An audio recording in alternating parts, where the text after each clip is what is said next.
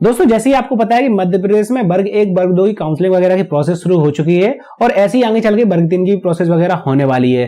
तो आज की इस वीडियो को बनाने का मेरा मेन टॉपिक है दोस्तों यहाँ पर कि अगर आप भी इसके लिए काउंसलिंग वगैरह की प्रोसेस कर रहे हैं, जैसे आप यहाँ पर डॉक्यूमेंट वगैरह अपलोड कर रहे हैं, तो उसके लिए आपको क्या क्या करना पड़ेगा, कैसे यहाँ पर डॉक्यूमेंट वगैरह का साइज वगैरह कम ज्यादा करना है, क्योंकि यहाँ पर पीडीएफ में सभी डॉक्यूमेंट मांगे जा रहे हैं, तो कैसे उनको पीडीएफ वगैरह में कन्वर्ट करके अपलोड करना है, कैसे उसकी फीस वगैरह कटवानी है, उसकी पूरी जानकारी आपको इस वीडियो में मिलने वाली है। तो वीडियो को शुरू से लेकर आखिर तक पूरा देखिएगा। और दोस्तों अगर चैनल पर पहली बार आया, आप मेरी वीडियो को पहली बार देख रहे हैं, तो फटाफट से सब्सक्राइब कर लीजिए लाल वाली बटन को दबाकर, ताकि आगे भी आपको ऐसी जॉब्स और वैकेंसी से रिलेटेड जानकारियों के अपडेट्स वगैरह मिलती रहे। और दोस्तों अगर आपको मेरे इस चैनल की वीडियोस वगैरह पसंद आती हैं, तो आप मुझे सपोर्ट करने के लिए मेरे दूसरे चैनल को भी फॉलो या फिर सब्सक्राइब वगैरह कर सकते हैं, जहां पर मैं ट्रैवलिंग से रिलेटेड वीडियोस डालता रहता हूं। जैसे ही मैं अभी कुल्लू मनाली गया था, जम्मू वगैरह घूमने गया था और भी काफी जगहों पर घूमने गया था, तो मैंने उनके सभी प्रॉपर ब्लॉग्स वगैरह बनाकर डाले हैं पूरी इन्फॉर्मेशन के साथ। तो आप चाहे तो मेरे उस चैनल को भी सब्सक्राइब कर सकते हैं, लिंक मैंने डिस्क्रिप्शन बॉक्स में दे रखी, तो आप उसको भी चेकआउट कर सकते हैं। अब ज्यादा टाइम ना बर्बाद करते हुए दोस्तों मैं डायरेक्ट आ गया हूं कंप्यूटर की स्क्रीन पर। जैसे कि आपको यहाँ पर नजर आ रहा है, मैंने यहाँ पर क्रोम ब्राउजर ओपन कर लिया है। अब यहाँ पर डायरेक्ट मैं गूगल पर सर्च कर दूंगा MPTRC। यहाँ पर जो सबसे पहली वेबसाइट आएगी उसको मैं ओपन कर लूंगा। यहाँ पर तो मेरे सामने कुछ इस तरीके का पेज ओपन हो जाएगा, जहां पर सबसे पहले तो मुझे करना पड़ेगा अपना रजिस्ट्रेशन। तो यहाँ पर आपको साइन अप का ऑप्शन नजर आएगा। अगर आपके पास पहले से ही रजिस्ट्रेशन है तो आप यहाँ पर डायरेक्ट कैंडिडेट लॉगिन वाले ऑप्शन पर क्लिक कर सकते हैं। अब सबसे ऊपर जो आपको सेलेक्ट करने के लिए ऑप्शन दिखेगा, उस पर आपको क्लिक कर देना है और यहाँ पर आपको दो ऑप्शन नजर आएंगे, उच्च माध्यमिक शिक्षक और माध्यमिक शिक्षक। तो अगर आप वर्ग 1 की चॉइस फिलिंग वगैरह करना चाहते हैं तो आप उच्च माध्यमिक शिक्षक वाला ऑप्शन सेलेक्ट कर सकते हैं, और अगर आप वर्ग 2 की काउंसलिंग वगैरह करना चाहते हैं तो आप माध्यमिक शिक्षक वाला ऑप्शन सेलेक्ट कर सकते हैं। तो मैंने यहाँ पर माध्यमिक शिक्षक का ऑप्शन सेलेक्ट कर लिया है। इसके बाद मैं यहाँ पर रोल नंबर डाल दूंगा, जो कि मेरे एडमिट कार्ड वगैरह में लिखा हुआ है, और नीचे मैं फिल कर दूंगा डेट ऑफ बर्थ, जो भी कैंडिडेट की डेट ऑफ बर्थ है। इसके नीचे दोस्तों आपको यहाँ पर दो ऑप्शन नजर आएंगे, मोबाइल का और ईमेल आईडी का। तो दोनों में से आप यहाँ पर किसी पर भी अपनी ओटीपी मंगा सकते हैं। अगर आपको मोबाइल पर ओटीपी चाहिए, जैसे कि जब आपने यहाँ पर फॉर्म फिल किया था, तो आपने जो यहाँ पर जो मोबाइल नंबर लगवाया था उस पर आपकी ओटीपी जाएगी। वैसे ही यहाँ पर जो आपने ईमेल आईडी डलवाई थी फॉर्म फिल करते टाइम, जब आपने यहाँ पर फॉर्म फिल किया था, उस टाइम आपने जो यहाँ पर ईमेल आईडी डलवाई होगी उस पर ही यहाँ पर आपकी ईमेल पर ओटीपी जाएगी। तो आपके पास जो भी चीज अवेलेबल हो तो आप यहाँ पर सेलेक्ट कर सकते हैं। जैसे कि मेरे पास मोबाइल नंबर अवेलेबल है तो मैं यहाँ पर मोबाइल सेलेक्ट कर लेता हूँ।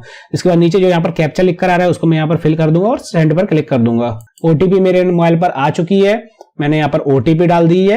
अब कई कैंडिडेट का यहाँ पर दोस्तों मोबाइल नंबर वगैरह भी चेंज हो चुका है, तो उसके लिए मैं अलग से एक वीडियो बना दूंगा कि आप यहाँ पर चेंज करवा सकते हैं या फिर नहीं करवा सकते हैं, कैसे आपको चेंज करवाना है मोबाइल नंबर, तो उसकी पूरी जानकारी मैं उस वीडियो में डाल दूंगा। मैंने यहाँ पर ओटीपी डाल दिया और प्रोसीड कर दिया। इसके बाद यहाँ पर मेरे सामने ऑप्शन आएगा सेट प्रोफाइल पासवर्ड, यानी कि पासवर्ड बनाने के लिए। तो सबसे पहले सबसे ऊपर वाले ऑप्शन में मुझे प्रोफाइल पासवर्ड बनाकर डालना है और नीचे मुझे दोबारा से कंफर्म करना पड़ेगा पासवर्ड। और सबसे नीचे यहाँ पर कुछ इंस्ट्रक्शन दे रखे किस तरीके का मुझे पासवर्ड बनाने, जहां पर लिखा हुआ है कम से कम 8 कैरेक्टर का तो आपको पासवर्ड होना ही चाहिए, जिसमें एक कैपिटल लेटर होना चाहिए और कम से कम एक स्मॉल लेटर होना चाहिए और कम से कम एक नंबर होना चाहिए और साथ में कम से कम एक स्पेशल कैरेक्टर होना चाहिए, जैसे कि आप $, वगैरह यहाँ पर लगा सकते हैं। तो मैं यहाँ पर जो पासवर्ड बनाना प्रेफर करता हूँ दोस्तों, जैसे कि मेरा नाम शिवम है, आपको पता ही है, तो मैं यहाँ पर शिवम डाल देता हूँ, जिसमें मैं एस कैपिटल बनाता हूँ, HIVAM को स्मॉल कर देता हूँ, यानी कि एस कैपिटल बनाकर बाकी सभी लेटर्स को यहाँ पर स्मॉल कर दूंगा। उसके बाद मैं @ लगाता हूँ। उसके बाद आप चाहे तो 1 2 3 4 लगा सकते हैं, 1 2 3 लगा सकते हैं, 0 0 0 लगा सकते हैं, यानी कुछ भी आप नंबर वगैरह लिख सकते हैं। तो इस तरीके से आपका एक प्रोफाइल पासवर्ड का कॉम्बिनेशन वगैरह बन जाता है। ऐसे ही आपको पासवर्ड डालना है सबसे ऊपर वाले ऑप्शन में, पासवर्ड वाला जो ऑप्शन दिया गया है उसमें। अब जब आप यहाँ पर पासवर्ड डालेंगे तो कुछ अक्षर यहाँ पर दिखाई नहीं देंगे, तो आपको परेशान नहीं होना है, क्योंकि यहाँ पर जो चाबी वगैरह का ऑप्शन बना गया है, जैसे आपको नजर आया की वगैरह नजर आएगी आपको एक छोटी सी बनी हुई, तो इस वजह से कुछ अक्षर वगैरह यहाँ पर नजर नहीं आएंगे। लेकिन आपको पासवर्ड वगैरह पूरा डालकर दोनों ऑप्शन में, जैसे नीचे यहाँ पर कंफर्म पासवर्ड वाला ऑप्शन है उसमें भी डाल देना है आपको अपना पासवर्ड जो भी आपने बनाया है ऊपर। इसके बाद क्रिएट प्रोफाइल पर क्लिक कर देना है। अब एक सबसे ऊपर पॉपअप आ जाएगा, profile has been created successfully, तो समझ जाइए आपकी प्रोफाइल बन चुकी है। अब वापस से आपको मुख्य पृष्ठ सबसे ऊपर नजर आएगा कॉर्नर में, उस पर आपको क्लिक कर देना है। इसके बाद दोस्तों आप वापस से आ जाएंगे उसी पेज पर, आपको कैंडिडेट लॉगिन का दूसरा ऑप्शन नजर आएगा, इस पर आपको क्लिक कर देना है। अब यहाँ पर आपको वैसे ही यहाँ पर सेलेक्ट करना है सबसे ऊपर दोनों ऑप्शन में से कोई भी एक। यहाँ पर नीचे आपको रोल नंबर वगैरह डालना है, जो भी आपका रोल नंबर था उसके नीचे आपने जो पासवर्ड बनाया है वो डाल देना है, फिर नीचे कैप्चा डालकर आपको लॉगिन कर देना है। इसके बाद आपके सामने दो ऑप्शन नजर आएंगे, DPI वाला एक ऑप्शन आएगा और दूसरा आएगा ट्राइबल वेलफेयर वाला। तो ट्राइबल वेलफेयर वाला ऑप्शन यहाँ पर अभी बंद कर दिया गया है, तो मैं यहाँ पर डीपीआई वाले ऑप्शन पर क्लिक कर देता हूँ। अभी दोनों की प्रोसेस यहाँ पर डीपीआई से ही हो रही है। इसके बाद दोस्तों आपकी यहाँ पर पूरी प्रोफाइल वगैरह ओपन हो जाएगी। अभी सभी डिटेल्स वगैरह यहाँ पर लिख कर आ जाएंगे। आप चाहे तो अपनी डिटेल्स को चेक कर सकते हैं। वैसे चेंज वगैरह करने का यहाँ पर ऑप्शन नहीं आ रहा है। इसके बाद आपको क्लिक करना है डॉक्यूमेंट वेरिफिकेशन वाली डिस्ट्रिक्ट पर। अब दोस्तों अगर आप जनरल कैटेगरी के होंगे तो यहाँ पर जो सबसे ऊपर व्यू प्रोफाइल वाला ऑप्शन आ रहा है, इसके नीचे आपको डॉक्यूमेंट अपलोड करने वेरिफिकेशन डिस्ट्रिक्ट वाला ऑप्शन नजर आएगा और इसके आसपास ही आपको ईडब्ल्यूएस वाला भी ऑप्शन नजर आ जाएगा। अगर आप जनरल कैटेगरी में है तो यहाँ पर आपसे पूछा जाएगा अगर आपके पास ईडब्ल्यूएस है तो आप यहाँ पर हाँ कर सकते हैं। उसके बाद आपको यहाँ पर अपलोड वगैरह भी करना पड़ेगा। अगर आप यहाँ पर नहीं कर देते हैं तो आप ऑटोमेटिकली जनरल कैटेगरी में आ जाएंगे। आपको ईडब्ल्यूएस का कोई भी यहाँ पर फायदा वगैरह नहीं मिलने वाला है। तो दोनों चीजें आपसे पूछी जाएंगी। अगर आपके पास हो तो आप यहाँ पर हाँ कर सकते हैं, नहीं हो तो आप यहाँ पर नहीं भी कर सकते हैं। इसके बाद आपको डॉक्यूमेंट वेरिफिकेशन वाली डिस्ट्रिक्ट का ऑप्शन जो इस तरीके से नजर आ रहा है वैसे ही आपको क्लिक कर देना है और यहाँ पर आपको जहां पर भी आप डॉक्यूमेंट वेरिफिकेशन वगैरह करवाना चाहते हैं उस डिस्ट्रिक्ट को आपको यहाँ पर सेलेक्ट कर लेना है। तो काफी सारी डिस्ट्रिक्ट्स के आपको ऑप्शन नजर आ जाएंगे। इस पे सेव कर देते हैं क्लिक करके। अब क्लिक करना है दोस्तों डॉक्यूमेंट अपलोड वाले ऑप्शन पर, जहां पर आपको 10th की मार्कशीट अपलोड करनी है, 12th की मार्कशीट अपलोड करनी है, बीएड डीएड की सभी सेमेस्टर की वगैरह की जितनी मार्कशीट हो आपके पास। जैसे ही मान लीजिए आपकी बीएड डीएड जितनी भी साल में कंप्लीट हुए उसमें जितने भी सेमेस्टर थे या फिर जितने भी ईयर थे उन सभी की मार्कशीट आपको कंबाइन करके स्कैन करके पीडीएफ में अपलोड करनी है। तो वो मैं प्रोसेस अभी बताऊंगा। साथ में आपको एक सॉफ्टवेयर भी डाउनलोड करवाऊंगा। एक नहीं 2 सॉफ्टवेयर आपको डाउनलोड करने पड़ेंगे जिसका आप यूज करके यहाँ पर बड़े आराम से डॉक्यूमेंट वगैरह अपलोड कर पाएंगे और पीडीएफ में जैसे कि आपको पता है कन्वर्ट करने पड़ेंगे डॉक्यूमेंट, तो उनको आप पीडीएफ में कन्वर्ट कर पाएंगे। नीचे आपको ग्रेजुएशन की सभी मार्कशीट अपलोड करनी है, जितने भी सेमेस्टर या फिर जितने भी ईयर की आपकी मार्कशीट है। उसके नीचे आपको कास्ट सर्टिफिकेट वगैरह अपलोड करना है और उसके नीचे आपको अपना मूल निवासी वगैरह अपलोड करना है। यहाँ पर नीचे फीस लिख कर आ जाएगी, नंबर ऑफ पेजेस वगैरह ऑटोमेटिकली लिख कर आ जाएंगे। पेजेस के हिसाब से यहाँ पर फीस वगैरह लग रही है और उसके नीचे कुछ डिटेल्स वगैरह लिखी हुई है जो कि मैं आपको बीच बीच में बताता रहूंगा। तो दोस्तों सबसे पहले तो हमें यहाँ पर 10th की मार्कशीट अपलोड करनी है, लेकिन इससे पहले हमें यहाँ पर 2 सॉफ्टवेयर डाउनलोड करने हैं। उसको हम डाउनलोड कर लेते हैं। इसके लिए दोस्तों हमें यहाँ पर आ गए formjankarya.com पर। जैसे कि आपको सामने नजर आ रहा है, यहाँ पर आपको यूजफुल फाइल का ऑप्शन नजर आएगा। इसमें आपको जाना है सॉफ्टवेयर वाले ऑप्शन पर, जहां पर आपको काफी सारे सॉफ्टवेयर वगैरह नजर आ जाएंगे जो कि फ्री ऑफ कॉस्ट आप यहां पर डाउनलोड कर सकते हैं। यानी कि इनको डाउनलोड करने का आपका कोई चार्ज वगैरह नहीं लगेगा। तो आपको सबसे पहले तो यहां से डाउनलोड कर लेना है रायोट नाम का ये सॉफ्टवेयर, यानी कि रेडिकल इमेज ऑप्टिमाइजेशन टूल। अगर आप 32 बिट वाला ऑपरेटिंग सिस्टम चला रहे हैं तो 32 बिट वाला सॉफ्टवेयर डाउनलोड कर सकते हैं। 64 बिट का ऑपरेटिंग सिस्टम चला रहे हैं तो 64 बिट का सॉफ्टवेयर डाउनलोड कर सकते हैं। इसके बाद दोस्तों आपको डाउनलोड कर लेना है फास्ट स्टोन इमेज व्यूअर, जो कि बड़े काम का सॉफ्टवेयर है। इससे आप बड़े आराम से किसी भी फाइल को पीडीएफ वगैरह में कन्वर्ट कर पाएंगे। आप पीडीएफ में कन्वर्ट करने के लिए यहाँ पर नेप सॉफ्टवेयर भी डाउनलोड कर सकते हैं। ये भी काफी यूजफुल सॉफ्टवेयर है, लेकिन मैं आपको रिकमेंड कर देता हूँ यही वाला दोनों सॉफ्टवेयर, जिसका मैं आपको अभी यूज करके दिखाता हूँ। तो सबसे पहले तो हम यहाँ पर 10th की मार्कशीट सेलेक्ट कर लेते हैं दोस्तों। जैसे कि आपको यहाँ पर नजर आ रहा है दोस्तों, ये मेरे पास काफी सारी मार्कशीट वगैरह डली हुई है। ये मेरे पास एक सैंपल फाइल डली हुई है जिसको मैं यहाँ पर अपलोड करके आपको दिखाऊंगा। सबसे पहले तो जो यहाँ पर डॉक्यूमेंट वगैरह आप अपलोड करने वाले हैं उसका साइज 30 KB से लेकर 200 KB के बीच में होना चाहिए, क्योंकि आपको पीडीएफ फॉर्मेट में बनाकर उसको अपलोड करना है। तो सबसे पहले आपको यहाँ पर परेशानी आने वाली है साइज वगैरह कम करने के लिए। जैसे ही मान लीजिए आपने यहाँ पर डॉक्यूमेंट वगैरह स्कैन कर लिए, यहाँ पर फोटो खींच के उसको क्रॉप वगैरह करके रख लिया अपने सिस्टम में। उसके बाद आपको कम करना है यहाँ पर साइज। जैसे कि मेरे पास सामने ये वाला डॉक्यूमेंट डला हुआ है, इसका साइज यहाँ पर 208 KB का या फिर 205 KB के आसपास है। अब हो सकता है आपके डॉक्यूमेंट का साइज यहाँ पर MB में जा रहा हो। तो सबसे पहले तो आपको यहाँ पर रायोट सॉफ्टवेयर ओपन कर लेना है। मैं आपको दिखा देता हूँ। ये मैंने रायोट सॉफ्टवेयर ओपन कर लिया है। फाइल को उठाकर इसमें रख लेना है। जैसे मेरे को ये वाली मार्कशीट अपलोड करनी है 10th की, मतलब 10th वाले कॉलम में, तो यहाँ पर मैंने मार्कशीट को उठाकर रख लिया है। अब यहाँ पर आपको कुछ ऑप्शन नजर आएंगे, जैसे कंप्रेस टू साइज का ऑप्शन नजर आएगा। इसके बगल में आपको रिसाइज वाला ऑप्शन नजर आएगा छोटा साइज पे, आपको क्लिक कर देना है। यहाँ पर बैथ में आपको डाल देना है 700 और हाइट में डाल देना है आपको 1000। चाहे तो आप इसको और कम कर सकते हैं, इसमें डाल सकते हैं 500 और नीचे डाल सकते हैं आप 700। तो ये दोनों मैंने ऑप्शन फिल कर दिए हैं। यहाँ पर अगर टिक लगाओ तो दोस्तों सबसे पहले आपको ये टिक हटा देना है। इसके बाद ये दोनों ऑप्शन आपको फिल करने हैं। उसके बाद यहाँ पर ओके कर देना है। अब यहाँ पर आप देखेंगे कि आपकी इमेज का साइज जितना भी हो वो यहाँ पर 100 KB के आसपास का हो गया होगा। इसको आप क्वालिटी वाले ऑप्शन से और कम ज्यादा कर सकते हैं। यहाँ पर आप देख सकते हैं नीचे आपको क्वालिटी का ऑप्शन नजर आएगा, यहाँ पर साइज नजर आएगा, जो यहाँ पर ऑप्टिमाइज इमेज का साइज हो गया होगा, नया मतलब इमेज का साइज हो गया होगा चेंज होने के बाद। तो यहाँ पर आपको साइज देखना है और नीचे क्वालिटी का ऑप्शन देखना है। आप चाहे तो अपनी इमेज का साइज कितना भी कम ज्यादा कर सकते हैं। मैं यहाँ पर 68 KB के आसपास मैंने कर लिया है। इसके बाद इस इमेज को अपन सेव कर देंगे। अब जैसे कि मैं आपको यहाँ पर प्रॉपर्टीज में दिखा देता हूँ, इमेज का साइज यहाँ पर चेंज हो चुका है, 68 KB के आसपास हो चुका है। मैं यहाँ पर ओके कर देता हूँ। अब मुझे बदलना है इस फाइल को पीडीएफ में, क्योंकि पीडीएफ में यहाँ पर डॉक्यूमेंट वगैरह की फाइल मांगी जा रही है।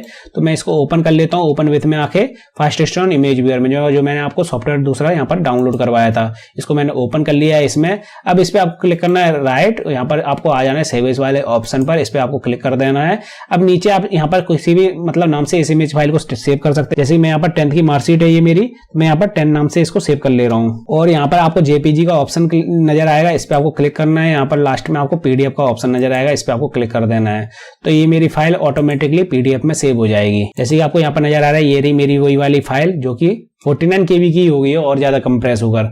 तो इसको मैं यहाँ पर सेलेक्ट करके अपलोड कर देता हूँ। इसी तरीके से दोस्तों आपको यहाँ पर 12th की मार्कशीट भी अपलोड करनी है। और जैसे कि आप यहाँ पर मूल निवासी अपलोड करेंगे, वो भी सिंगल फाइल होती है, उसको भी आपको कंबाइन नहीं करना पड़ता है, मूल निवासी भी एक ही होता है। तो इसी तरीके से आप उसका साइज भी कन्वर्ट करके अपलोड कर सकते हैं। ऐसे आपको जाते ही अपलोड करनी है। और जितने भी यहाँ पर सिंगल वाले डॉक्यूमेंट होंगे, जैसे कि जो एक ही पेज में आ जाते हैं, उन सभी को आप साइज वगैरह सेट करके इसी तरीके से अपलोड कर सकते हैं। अब दोस्तों मैं आपको बता देता हूँ कि जैसे मान लीजिए आपके पास सभी सेमेस्टर की मार्कशीट है, जो कि 5-6 मार्कशीट है, उनको आपको कैसे कंबाइन करना है और उसको अपलोड करना है। अब मान लीजिए मेरे पास जो मार्कशीट है, ऐसी मेरे पास 6 मार्कशीट डली हुई है 6 सेमेस्टर की, तो उनको मुझे कंबाइन करके अपलोड करना है। तो एक मेरी मार्कशीट का साइज यहाँ पर 68 KB का या फिर 70 KB का हो रहा है। तो ऐसी अगर मेरे पास 6 मार्कशीट होंगी तो टोटल में आगे कितने KB हो जाएगा यहाँ पर, तो कम से कम यहाँ पर मेरे जो इमेज का साइज बन जाएगा, पीडीएफ का साइज बन जाएगा कंबाइन करने के बाद वो 500 KB के आसपास बनेगा। लेकिन मुझे यहाँ पर बोला जा रहा है कि भैया 30 KB से 200 KB के बीच में आपको यहाँ पर पीडीएफ फाइल अपलोड करनी है, तो मुझे इसका साइज और कम करना पड़ेगा। तो राइट सॉफ्टवेयर आप उसी तरीके से यूज करें। यहाँ पर फिर से यहाँ पर मैंने पीडीएफ फाइल को रख लिया है। आप यहाँ पर क्वालिटी वाले ऑप्शन से और इसका साइज कम कर लें। आप यहाँ पर देख लें कि आपके पास जितनी मार्कशीट है उनको कंबाइन करने के बाद यहाँ पर साइज उतने मतलब हो जाए आपका कंबाइन करने के बाद। जैसे ही मैंने यहाँ पर इमेज का साइज कर लिया 40, लेकिन अगर मेरे पास 6 मार्कशीट है तो ये भी 240 KB के आसपास पहुंच जाएगा साइज। तो मैं इसको और कम कर लेता हूँ, 33 KB 30-31 KB के आसपास मैंने इसका साइज कर लिया है। अगर मान लीजिए मेरे पास 6 मार्कशीट है तो ये 180 KB का बन जाएगा, मतलब 6 मार्कशीट को मिलाने के बाद। अगर मैं सभी मार्कशीट का साइज यहाँ पर 30 KB के आसपास कर लेता हूँ इसी तरीके से। और यहाँ पर आपको रिसाइज वाले ऑप्शन में वही फिल करना है, यहाँ पर 500, यहाँ पर 700 और यहाँ पर टिक लगाओ तो टिक हटा देना है। इसके बाद इसी क्वालिटी वाले ऑप्शन से आपको साइज कम कर लेना है 30 KB के आसपास। इसके बाद मैं इस फाइल को सेव कर देता हूँ। तो जैसे कि आपको यहाँ पर नजर आ रहा है, प्रॉपर्टीज में आपको दिखा देता हूँ। यहाँ पर इमेज का साइज मेरे 30 KB के आसपास हो चुका है। ऐसे ही आपको सभी 6 मार्कशीट का इमेज का साइज कन्वर्ट करके मतलब कम करके आपको यहाँ पर कर लेना है। अब जितनी भी आपकी मार्कशीट है, जैसे 6 मार्कशीट है, यहाँ पर 4 मार्कशीट है, उन सभी को कंबाइन करने के लिए आपको एक वेबसाइट सर्च करनी है गूगल पर, JPG to PDF, जिसकी मैं लिंक डिस्क्रिप्शन बॉक्स में डाल दूंगा, आप उसको चेकआउट कर सकते हैं। यहाँ पर आपको अपलोड फाइल का ऑप्शन नजर आएगा, जिसपे आपको क्लिक कर देना है। और जितनी भी आपकी मार्कशीट है सभी मार्कशीट आपको सेलेक्ट कर लेनी है। जैसे मेरे पास ये वाली मार्कशीट है 2, 3, 4, जो मेरी पहली सेमेस्टर की मार्कशीट है वो फर्स्ट नाम से मैंने कर ली थी, दूसरे सेमेस्टर की मार्कशीट 2 नाम से कर ली थी, तीसरे सेमेस्टर की मार्कशीट 3 नाम से कर ली थी, चौथे सेमेस्टर की मार्कशीट 4 नाम से कर ली थी, और 5वें सेमेस्टर की मार्कशीट 5वें नाम से कर ली थी, छठे सेमेस्टर की मार्कशीट 6ठे नाम से कर ली थी, मतलब 6 नंबर डाल दिया था उसमें मैंने। अब जैसे ही नीचे आपको नजर आ रहा है, यहाँ पर जो मेरा पहली मार्कशीट है वो लास्ट में पहुंच गई है, और तीसरी मार्कशीट पहले आ गई है, चौथी मार्कशीट दूसरे नंबर पे चली गई है, तीसरी मार्कशीट मतलब 5वीं मार्कशीट तीसरे नंबर पे चली गई है। इनको मुझे सीरीज से लगाना है, क्योंकि जो मैं यहाँ पर पीडीएफ बनाऊंगा, अगर मैं इसी को यहाँ पर ओपन कर देता हूँ तो इसी क्रम में मेरी मार्कशीट सभी आ जाएंगी। जैसे पहले नंबर पे मेरी तीसरे सेमेस्टर की मार्कशीट आ जाएगी, दूसरे नंबर पे मेरी चौथे सेमेस्टर की मार्कशीट आ जाएगी। तो मुझे इसको सीरीज से लगाना पड़ेगा। तो मुझे पहले नंबर की मार्कशीट पहले नंबर पे चाहिए, तो मैं इतना यहाँ पर सेलेक्ट कर लूंगा, इसको यहाँ पर Ctrl+X दबा दूंगा, कट हो जाएगा, और इसको मैं पहले नंबर पर आकर यहाँ पर पेस्ट कर दूंगा Ctrl+V दबाकर। तो यहाँ पर मेरी पहली मार्कशीट आ गई। इसके बाद मुझे दूसरे नंबर की मार्कशीट चाहिए, तो मैं यहाँ पर दूसरे नंबर की मार्कशीट यहाँ पर सेलेक्ट कर लूंगा यहाँ पर, और इसको इतना कट कर दूंगा और यहाँ पर आकर इसको पेस्ट कर दूंगा।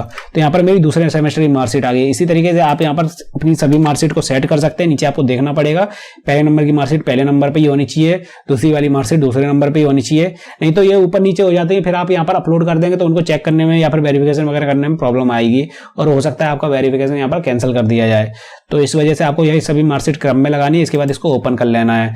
अब यहाँ पर मेरी सभी मार्कशीट अपलोड आप देख सकते हैं, यहाँ पर स्कैन हो रही है, और यहाँ पर मैं कंबाइन करके एक पीडीएफ फाइल यहाँ पर बनाकर सेव कर लेता हूँ। इसे जिस भी नाम से आप यहाँ पर अपलोड करना चाहते हैं, जैसे मैं यूजी डाल देता हूँ, पीजी डाल देता हूँ, और उसको यहाँ पर सेव कर लेता हूँ। और जब पीडीएफ वगैरह बनने के बाद आप इस पीडीएफ के साइज वगैरह को चेक करेंगे तो आप देखेंगे कि पीडीएफ का साइज आपके अकॉर्डिंग यहाँ पर बन के सेव हो गया है। तो आप इस फाइल को बड़े आराम से यहाँ पर अपलोड कर पाएंगे। जब डॉक्यूमेंट आपके सभी अपलोड हो जाएंगे, इसके बाद आपको यहाँ पर व्यू का ऑप्शन नजर आएगा, जिसपे आप एक एक करके क्लिक करके चेक कर सकते हैं कि आपके डॉक्यूमेंट सभी सही जगह अपलोड हुए हैं या फिर नहीं हुए हैं। इसके बाद नीचे आपको फीस वगैरह लिख कर आ जाएगी, टोटल आपकी कितनी फीस कट रही है, और यहाँ पर टोटल पेजेस जो आपने अपलोड किए हैं वो कितने अपलोड किए हैं वो आपको देख लेना है। इसके नीचे आपको एक टिक लगाने का ऑप्शन नजर आएगा छोटा सा, इस पर आपको क्लिक कर देना है, टिक लगा देना है, और नीचे प्रोसीड फॉर रजिस्ट्रेशन में आपको क्लिक कर देना है। फिर आपके सामने यहाँ पर फीस वगैरह कटवाने के ऑप्शन आएंगे, जहां पर आपको नेट बैंकिंग का ऑप्शन नजर आएगा।